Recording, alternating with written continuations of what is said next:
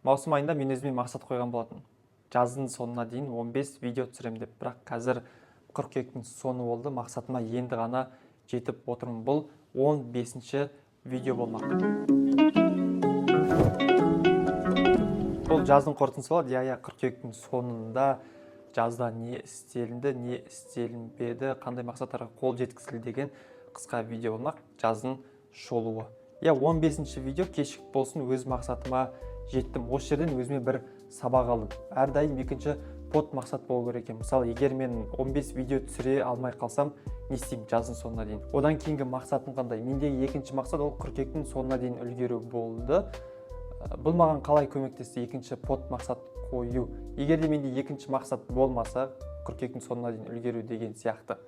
Онда мен тамыздың соңында 15 видео шығармағаннан кейін бәлкім бұл видеоларды түсірмейтін едім. Өйткені менде уже мақсат жоқ, үлгермей қалдым. Өзімді андай мақсатына жетпеген адам сияқты, 15 видеода түсіре алмадым деген сияқты өзімді бір құнсыздандырып жіберу мүмкін еді. Сондықтан екінші мақсат қою осы видеоның шығуына бір септігін, көмегін тигізді десем болады. Күнделікті өмірдегі мақсаттарға да солай жасасақ болады. Мысалға айталық, сізде 10 бет күніге кітап оқу деген мақсатыңыз бар. Бірақ бір ситуациялар болып қалады, сіз үлгермей жатасыз. Мысалға, жақын біреудің тойы деген сияқты, бір жаққа саяхатқа шығып кеттіңіз, бір қалаға, командировкаға, жұмыста қарбаластар басталып кетті и никак үлгере алмай жатсыз да. Сол кезде, мысалға, екінші мақсатыңызды сіз 10 бет болмаса да 3 бет кітап оқу деген сияқты қойып қойсаңыз болады.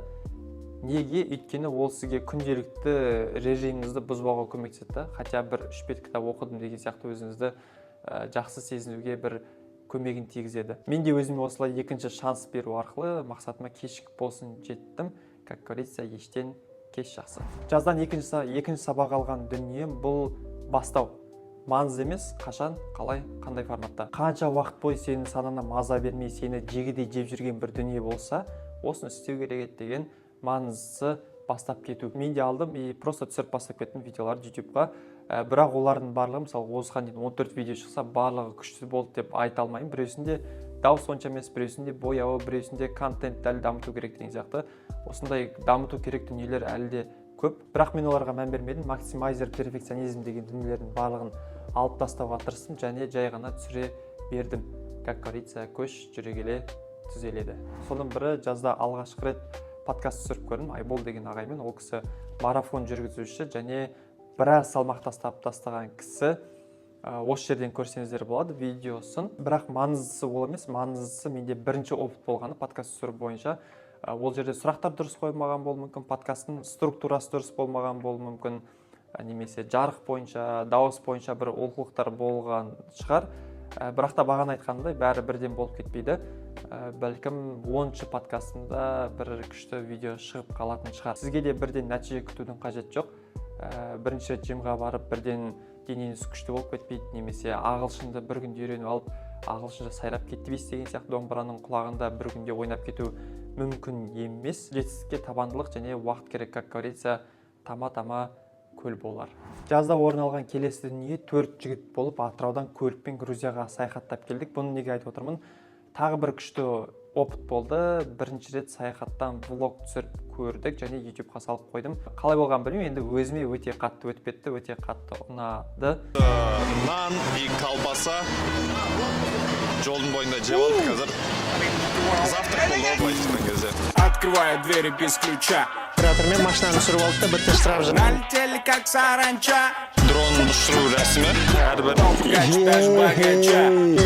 Көкемін молодец. Раскидался как Джеки Чан. Варикола көке. Батумидан шамамен 20. Мына жақтан тамақ істеңіздер болады. Виносы бар, пивасы бар, балы бар. Тема. Ағына жоғарғы Ларсты кесіп өттік. Ай. Потайной комната дейма, погреб па, мында да тағы бір дәу бөлме бар екен. 1880 жылы құрылады. Әсер жағдай жақсылау болып тұр ғой, бордақылау болып. Бұл көшенің Осы жерден қарап көрсеңіздер болады және одан кейін осы Құрманғазы ауданында орналасқан Лотос алқабына бардық. Ол жерден видео шықты. және осындай форматта бұйырса 1-2 видео шығып қалады тағы да каналда. Осы жаздың минусы кітаптар болды, небәрі 3 қана кітап оқылды. Біріншісі выбор кітабы, бұл кітап туралы айдың үздіктері деген видеода айтып өткен болатынмын.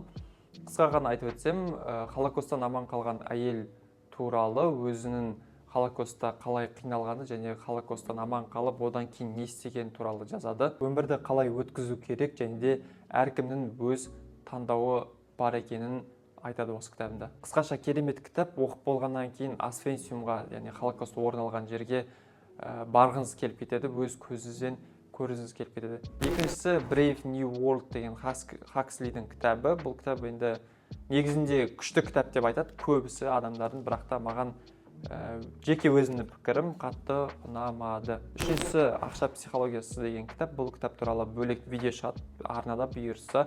Бұл кітапта аты айтып тұрғандай ақша туралы кітап, бірақ та артық ақша табу туралы емес, бар ақшаны қалай тиімді, дұрыс жарату жолдарын көрсетеді. Соның бірі инвестиция. Осы жерде жаза үйренген бір нәрсе шығады, ол ақшаны айналымға жіберу, яғни инвестиция салу.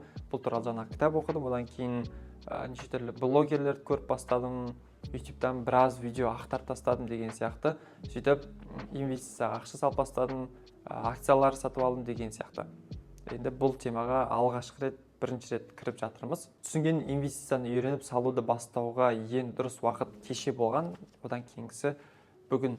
Чем раньше, тем лучше. Мен енді мұғалім болғандықтан ай сайын табатын табысым белгілі. Соған байланысты осы жылы ай сайын тұрақты түрде инвестицияға аз-аздан болса да ақша салып отыру, осы жылы осыны үйрену деген бір мақсат бар. Енді келесі жыл, бір жылдан кейін кішкене тәжірибе жинақталғаннан кейін видео түсіруге болатын шығар. Әзірге бұл темада чайниктің деп айтсам болады. Жас қорытындысы осындай, көптеген нәрсе үйрендік, жаңа опыттар болды.